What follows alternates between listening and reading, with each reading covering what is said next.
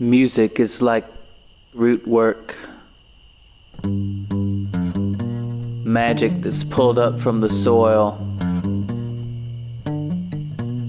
It echoes on the stony hills and spins in the tall grass by the sea.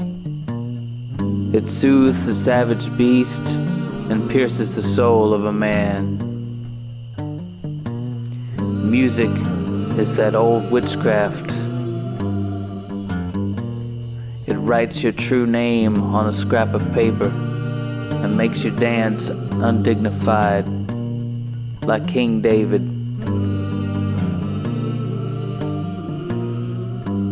This is the Hoodoo Music Podcast.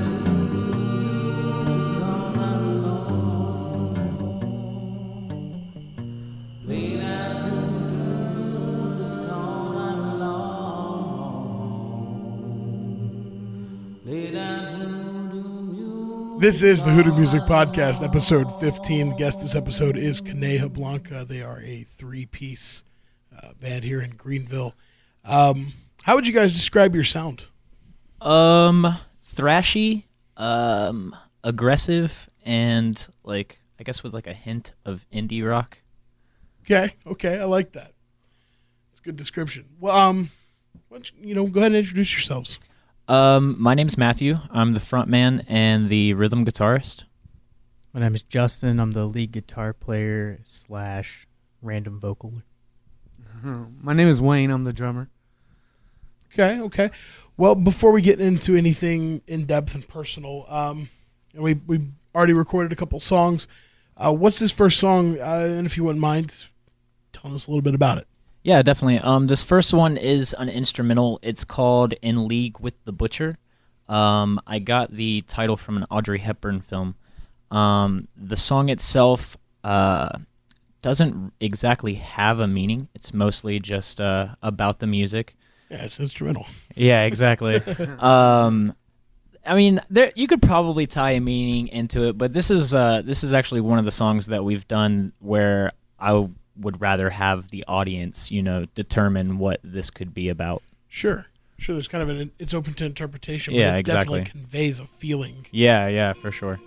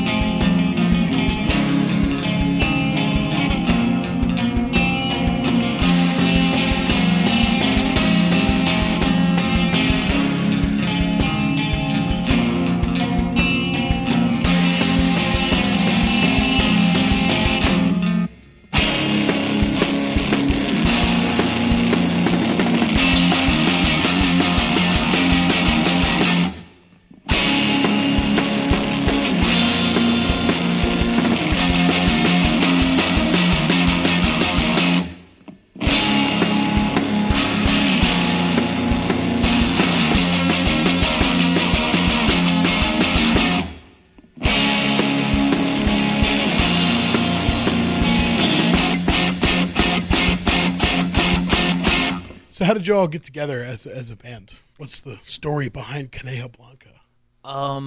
I have known Wayne since I was like 5 years old, and we've been in a couple of projects together. Justin, I met through a mutual friend that we had, and I had already been working on a few of the songs for quite a while, probably like a year or something like that.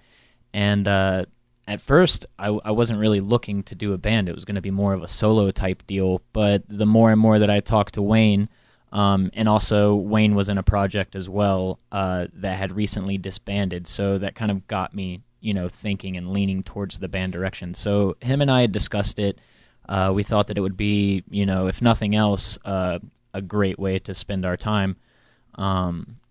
So we started out as a two-piece, and we did that for about a year.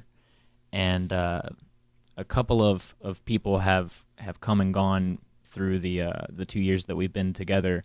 And Justin came in a little over a year ago, and it's been great. It really fills out the sound. Yeah. Well, Justin, I'd love to hear your side. How'd you guys find each other? The band find you, you find the band, etc.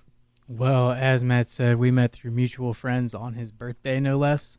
Okay. So we were like kicking it in a bar, and I don't know, he was just like my type of rowdy, and he was like, "Do you want to be in a band?" And I was like, "Yes, I do." And it's kind of the rest is history, as they say. That's cool. That's cool. So how long have you guys been playing individually? I've been playing guitar. I pretended for like the first 3 years, but I was 12 when I started, and I didn't start writing music and words, songs, if you will, until I was like 15 or 16, and I'm 28 now, so 12 years, I guess. I started on piano when I was like 7, and then migrated to guitar. And then I was in a bunch of bands when I was like 14 in Columbia. And then I haven't really stopped. And then I met these guys when I moved here. So that's, I don't know, like 15, 16 years, something like that. I don't know how old I am, 26. Most of my life, I guess. It's been 20 years. They made me start playing bells in middle school, and I hated them. And so I decided to get a very crappy drum set with 2 separate double kicks and everything. Nice. Marching band was cool, but then I've been in many bands. I've been playing in bands ever since I was 15, so I love being on stage. Kind of ego. Hey, that's okay though. It's okay. It's got to have a little bit of an ego, just as long as it doesn't go too far. Yeah. It's always too far. Well, so I guess you've all been in a lot of bands, more or less, over the years. How does that? Did it make it easy for you to gel, as a 3-piece unit, having been in a lot of prior bands, or was it still like that same process of getting to know each other? Well, I mean, obviously, Matt and Wayne, you knew each other since childhood, but I actually wasn't really in a whole lot of bands. I was in 2 other bands before Coneja. I was in a band. I played drums. I was like 14 years old, and then Wayne and I were in a band just a few years ago, and it actually never really left the ground. Other than that, I just kind of stuck to the solo stuff, and a few of my friends did solo things as well, and we would not so much collaborate as just like kind of be in the same spot at the same time. And I guess that kind of, kept the working with other musicians feeling going. But mostly I really just kind of tried to do it by myself for a really long time. What about you guys? It was like an easy integration for me because I was looking for anyone who would let me be loud and write my own guitar parts. And Matt was like, "Here's the song, make something up." And I was like, "All right, I think I like this a lot." it's already Yeah. it's a perfect fit. Yeah. Well, I'd played in plenty of bands, all different styles.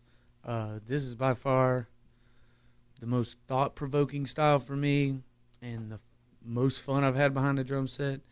And I guess I really hated my last band. And so when Matt asked me to play, I got really tickled. And Yeah, I was excited. You just said tickled. that it's it's more challenging for you, or it's Absolutely. It helps you grow as a musician. I noticed because like a lot of what you're playing, Wayne, what you're playing is very tight with what they're playing, on the guitar parts. And so what I'm wondering is, it's like, what's the writing process like for you guys? Is it a more collaborative effort, or is it more like Matt, brings more like a almost complete thing? And what was that more? Matt like? brings us a skeleton, and then we just put meat on it. Just Yeah, pack it For with the it. most part, we've had Pretty some much, yeah. spontaneous ones that just kind of, that magic that just turns into a song out of nowhere. But for the most part, he's got a loose idea, and we just pin it down with him. It's cool. Well, what's this next song? What's this one about? Because this is one with lyrics.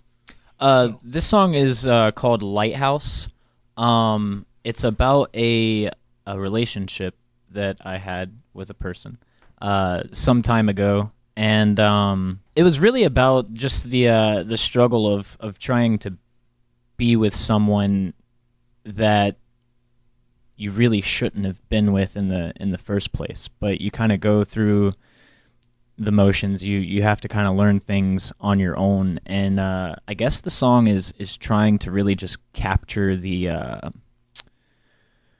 anger or the hopelessness, or any of the negative feelings coming from a situation like that, and trying to put a spin on it to create some sort of understanding or resolution.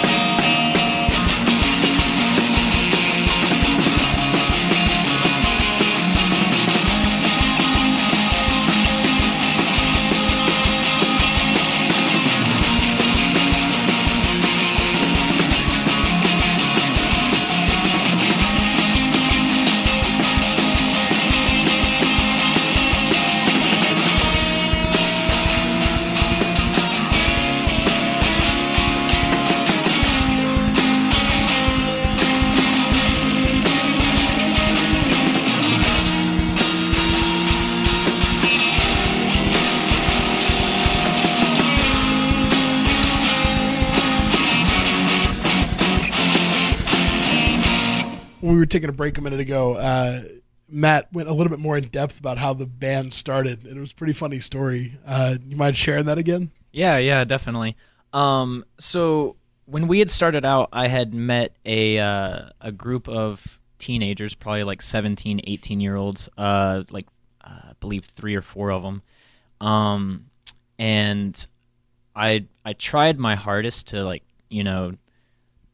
keep a positive outlook on the stuff that the music that we were writing, but it just didn't seem as though like it was really clicking with them. Their minds rather were in other places. Really worried about like Facebook likes and getting photos out and just kind of creating an image for the sound that we didn't even have yet.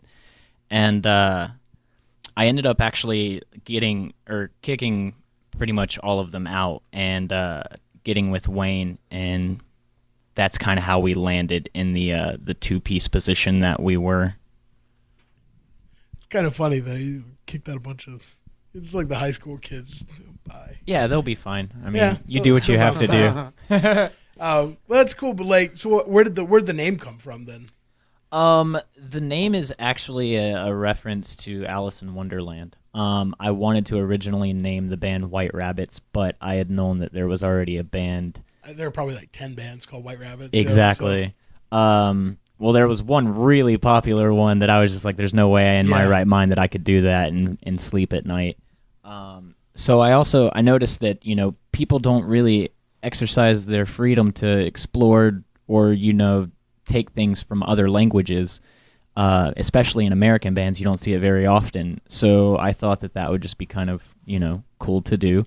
Yeah. And at the time, Coneja Blanca, I really wanted to not be pinned down to a genre.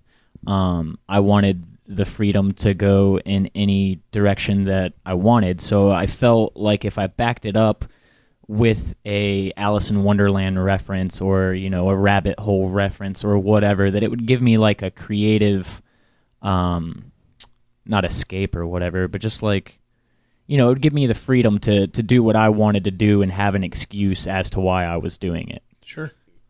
So like, with that freedom to explore other languages, other ideas, and explore different types of music that, you kind of feel free to explore that you didn't feel before, what are kind of like the influences? What are kind of the things you're drawing from, and I'm talking collectively and individually. Where do what kind of influences your playing style? A couple of things actually. There are bands. There are moments.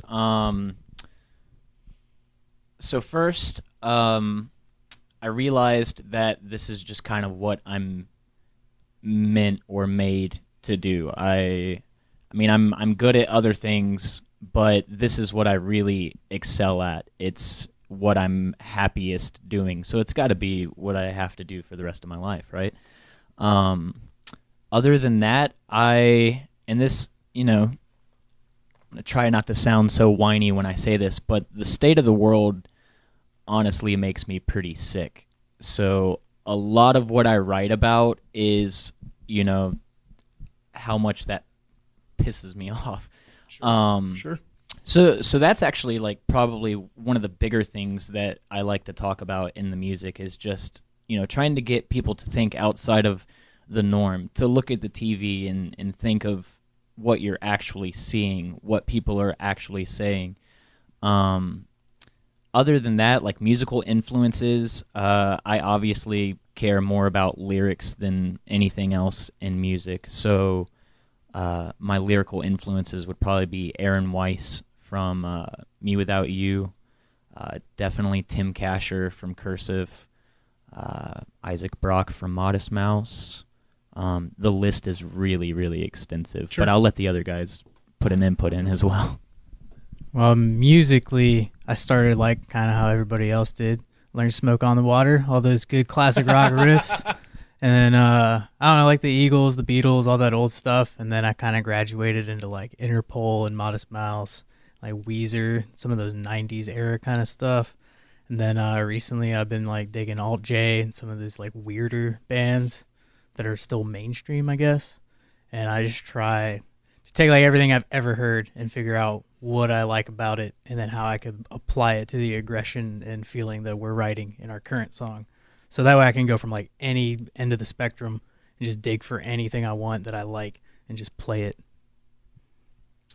I mean, when I started playing drums, new metal was still cool. It was really cool. There was a band called Cold that I used to love. I don't even know if you can find their CDs anymore, but I learned to play with that band, things like Stained, and then I grew up a little bit and I got into metal. I got into Under Oath, Cradle of Filth, stuff like that, and then I found punk rock. And then my baby was born playing punk rock. You had like these 3 trimesters of learning to play the drums. Yeah, and then, and it's a mix of all of them. I'm a big emotional drummer. Probably one of the most influential drummers to me, which may be a no-name, was the drummer, I don't even know his name, from Beloved. I saw him play twice, and I felt emotion when he played, and so that's kind of my goal. When I play behind the drum set, I want the people watching me to feel what I feel behind the drum set. Other than that, I like a lot of bluegrass now, so it's went sideways. Well, we had a couple more songs. What's this next one? This next one's called "Oh Caroline." It's actually a second part to a song I had written as a solo artist. That song can be found on SoundCloud, but you're gonna have to dig for it. The second half kind of continues on with the story that the first was telling.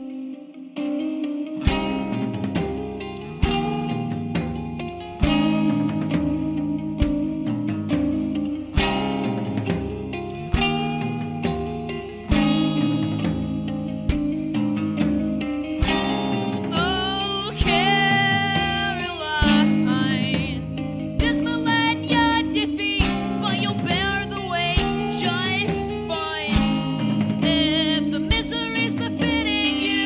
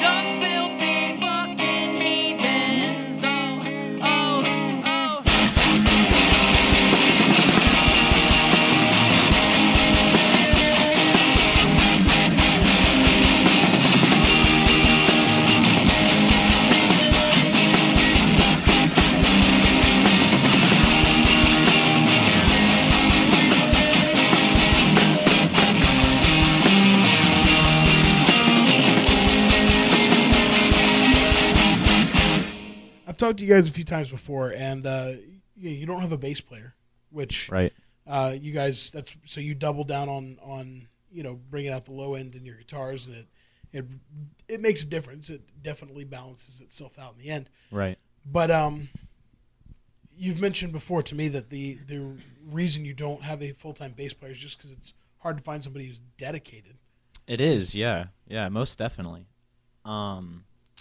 We practice more than twice a week generally, and like I said before, this is kind of what I'm trying to do with the rest of my life, and Sure. and I'm bringing people in, and I trust them that we're all kind of taking this journey together, or whatever you want to say, but whenever it comes to adding another person into the mix, I just need to be 100% sure that this person is going to be more of an asset than a liability. Yeah.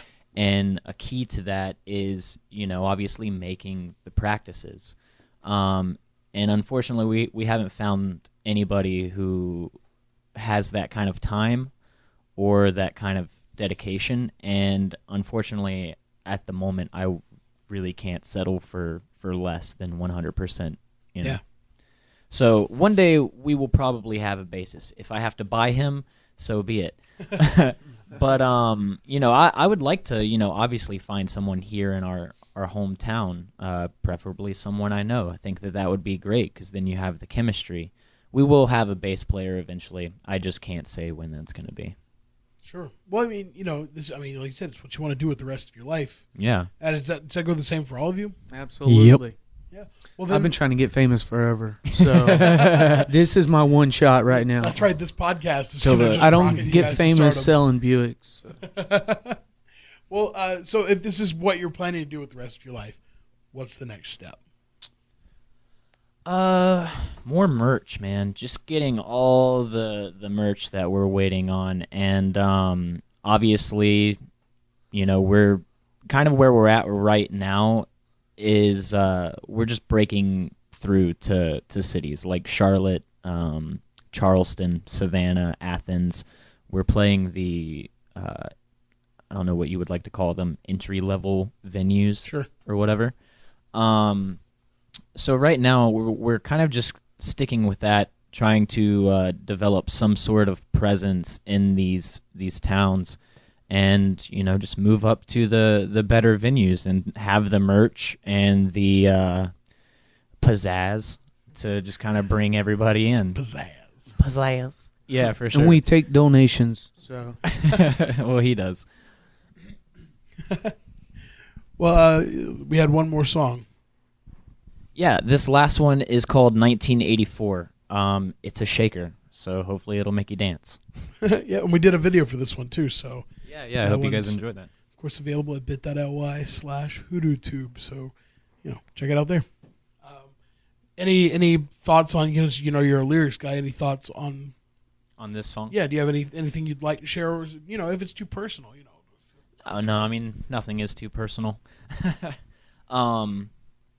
Yeah, so the song is, I think it's somewhat obvious. It's about the situation that we're having right now in the Middle East, and just everybody's disposition towards it. Man, actually, this might be a little too personal, but I'll keep going. It's pretty much about my disdain for the American government at the current moment and how we're going about handling things, and just kind of how I feel like this country is kind of backsliding into a bad joke. The whole purpose of the song is to get people to just kind of stop and really look at the situation and see what's going on. Just all the hate, and I mean, all of this stuff has always been a part of humanity or whatever. I personally am just kind of fed up with it and decided to stick it in a song and hope that it's stuck on someone's brain. But yeah, so this song is about how much I abhor war and totalitarianism.